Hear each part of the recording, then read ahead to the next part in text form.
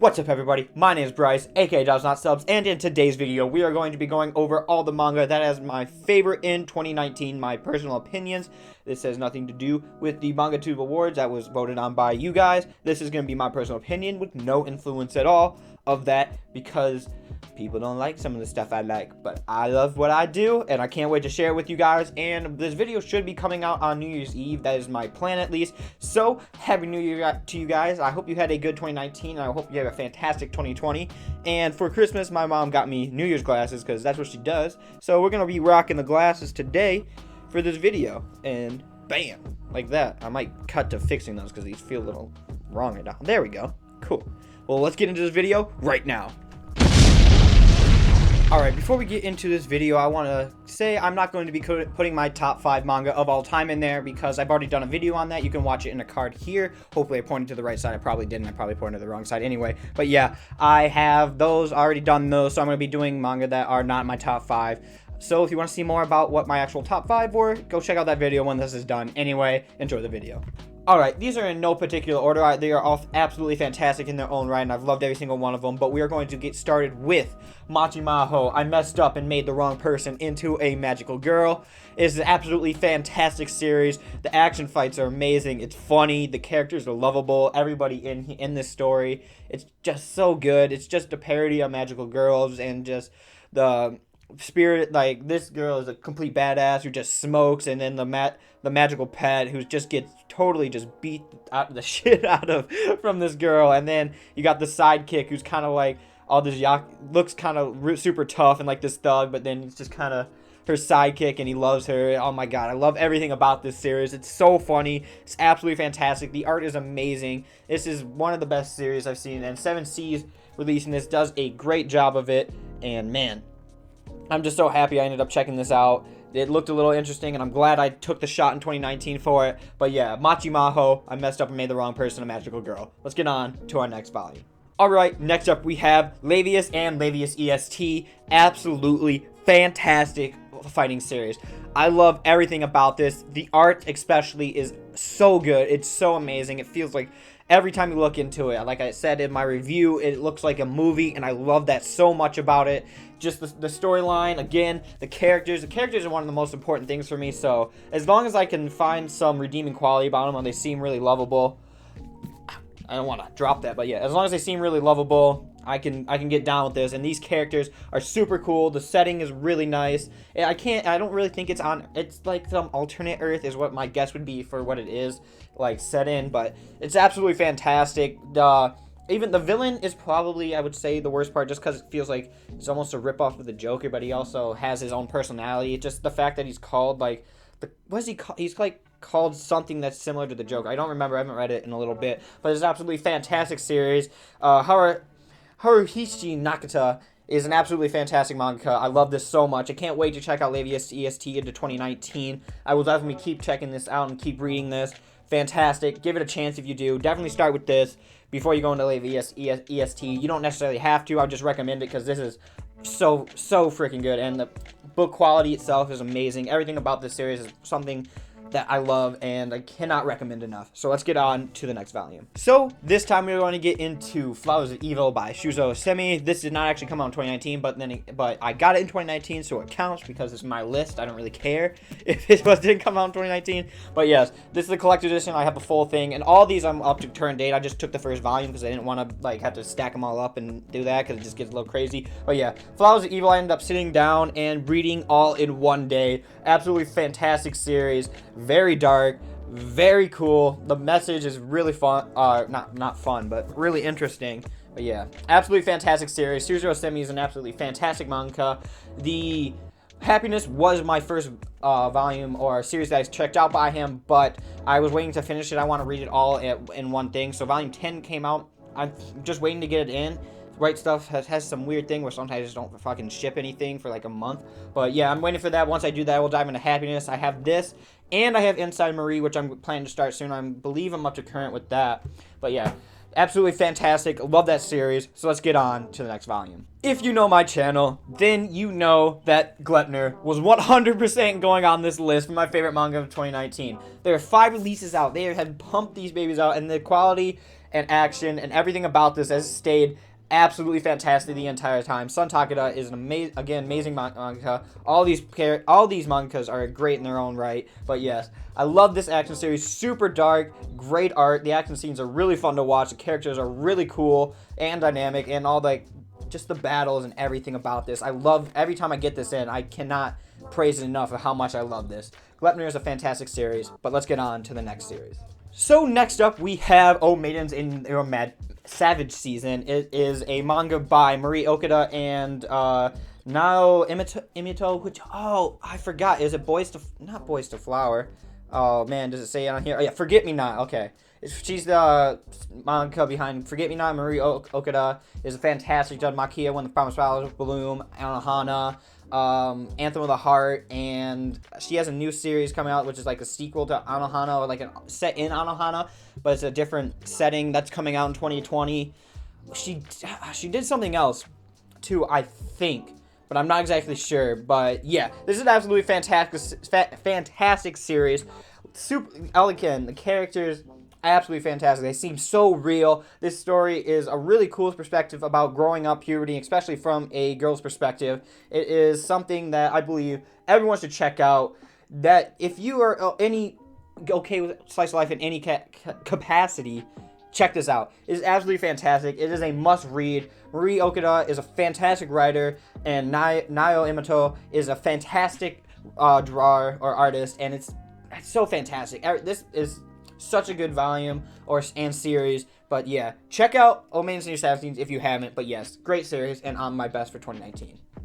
So next up, we have an isekai, and my favorite isekai of 2019, and that is The Dungeon of Black Company by Yuhei Yashimura. This is an absolutely fantastic isekai. It's super funny. It takes this guy who wants to just live a neat lifestyle. He gets teleported and becoming a grunt in a mining company, and now he's just trying to get back to his neat lifestyle in any way possible by being slimy, a snake, selling out people and using people in any way possible. The art is absolutely fantastic. 7 Seas, this cover itself is absolutely amazing. It is one of my favorite covers, and this whole logo is simplistic enough but still absolutely amazing. I love everything about this series. It is so funny. This dragon girl is, oh my god. And then you got this dude who's just such a beta and just follows whatever he says, whatever Kenji says. It's just so funny. A must read, especially even if you're isekai and an isekai fan, which most of us are. We just don't like to admit it. Deep down, we all love isekai. But yeah, Dungeon of Black Company is absolutely fantastic. I love this so much. I cannot wait for more of it. I believe there's 3 or 4 volumes. 3 volumes out right now. The 4th is coming out, the second month of next year? What, February? February? Maybe a little bit later. Something like that. But I cannot wait to keep reading this into 2020. Absolutely fantastic. Love it. Let's get on to the next series. It's time for some Inyo Asano. Dead Demons, DDD's Destruction. Absolutely amazing. His art is on a whole nother level. I love it so much. The storyline is so good. This just what it's like to have an alien invasion, how people react 3 years later, kind of getting used after the initial chaos calms down, and just seeing kind of a apocalyptic world, or gonna be an apocalyptic world once we get to the end of this. But yes, the characters in this, so funny, so cool. They're some of them a bit crazy, and they all seem a little bit over-exaggerated, but they're done in a perfect way. The robots that come in, this kind of future tech they use, and how they use the alien invasion to further production and make money as any way possible, and just the capitalism kind of side to it, and politics, and how people's reactions to it. Everything about this is absolutely fantastic. Inyo Asano is one of the best mangakas that I've ever read. This is my first work I've checked out by him.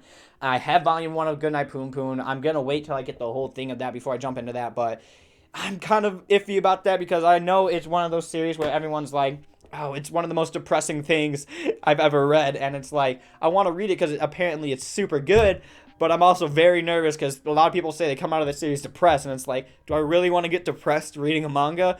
It's kind of like when a movie teacher at my school said that Grave of Fireflies was. He said it was the best movie that he never wants to watch again. That's what I'm assuming Goodnight Poon Poon is. It's the best manga that you never want to read again because it's absolutely fantastic, but it's just so depressing. But yes, it's absolutely Dead to Demons is nothing like that. It's not depressing. It's very cool, very good. Love the storyline, love the artist, love the art, and I love the artist. And yeah, it's absolutely fantastic. Happy to have that in my 2019. Happy I checked it out in 2019. So let's get on to our next manga. That's right, it's the Viking manga that everybody loves by Makoto Yukimura, and that is Vinland Saga, the former assistant to Berserk. I love this series. I read it on my trip down to Florida, and it's absolutely fantastic. It's so good. Like, the Viking stuff and the lore behind it, and just his art is absolutely fantastic. But the one thing I don't like about it is Thorfinn himself is just on this path of destruction. He does not give a fuck about anybody as long as he gets his revenge, which I think is very different than Guts as a character. I don't know, I'm not really comparing those two just because he's an assistant behind them, and they kind of have like this almost revenge scheme, but in a different way, because this is like a revenge for his father, but he just doesn't care about anything as long as he can try to kill Aslad. And it's like, man, it's cool, it's a good story, but it makes me not like him as a character because he has no other redeeming quality besides wanting to murder him. When it's just, man, it's a great story, but that's hard for me to like get over his character. I'm not saying it's necessarily a bad thing. It's just something that I don't really like in a character when he's kind of, because he has no other purpose. So it's like, what's gonna go after he finally kills Askeladd, and like, what is his other purpose in life after this? Which is it's really cool to like try to see how he's gonna try maybe move on from that and continue as a person, and maybe grow as a person at some point. But especially in one of the scenes where when he duels him, and then Askeladd beats him again, and he just like snaps on him, and he's like, you've learned nothing and all that of that capacity. I don't want to say too much because that's a spoiler, but yes, Vinland Saga, it's a great series. I'm gonna keep reading it. I have volume 6 and 7 that I got for Christmas, because I don't have volume 5 though, because I thought I would buy it before Christmas, so I asked for 6 and 7. And now we're here where I have to get volume 5 now to keep going. But yeah, Vinland Saga, fantastic. Let's get on to our next series. All right, we're going to get on to a series that is actually digital only. This is only printed up to volume 8, and I have 1 through 4 right now. I need to get the rest of them because this series is absolutely fantastic. It's one of the best shonen action mangas I've ever read. It's about him right here, about Takasu. God, wait 1 second.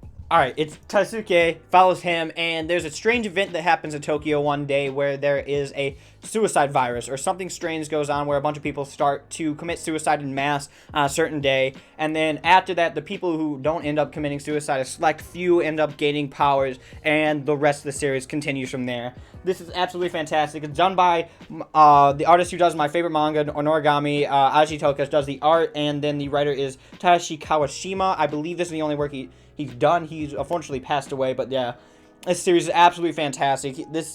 The kind of background and stuff when you see like Hirose and his other friends, Megumi, kind of just build up and just see their past and like the hate, and especially Hirose, who's not on this cover right now, but his dynamic, especially when he switches, is just absolutely fantastic. It has some of the best writing I've ever seen, and then the flip halfway through is so good. It sets the rest of the way up. A lot of people liked it a lot more before the end, and I would agree it's better towards the end, but I loved it through and through. Towards the first half, I still really enjoyed it. I had a great time reading this.